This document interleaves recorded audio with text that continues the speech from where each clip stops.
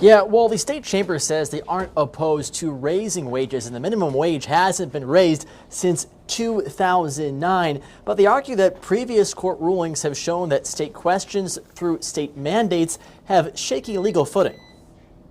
So basically, what we're asking them to do is do exactly what they did before, which was to rule this unconstitutional and to tell the people who filed the petition, you got to try again. This isn't going to work. State Chamber's CEO Chad Warmington explaining why the Oklahoma State Chamber is asking the Oklahoma Supreme Court to reject State Question 832. The initiative petition filed late last month looks to raise the minimum wage to $15 an hour by 2029. Warmington acknowledges the current $7.25 an hour is far from competitive, but says that the legislature should decide the minimum. He also takes issue with the last part of State Question 832 that says after 2030, the minimum wage will go up every year to match inflation rates from federal urban wage data, also known as the Consumer Price Index. A thoughtful approach that the legislature would take. We're not completely opposed to that, but when you tie it to CPI, we're going to be very opposed to that. Supporters of a state question argue a vote of the public is the only way a minimum wage increase could happen,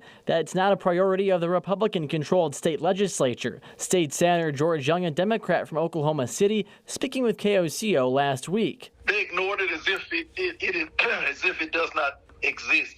There are a large number of Oklahomans who are making minimum wage. One, that's a fact.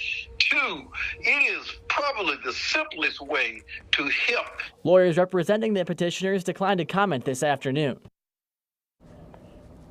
And with this brief now being filed, we'll have to wait and see when or if the Supreme Court, the state Supreme Court, decides to weigh in.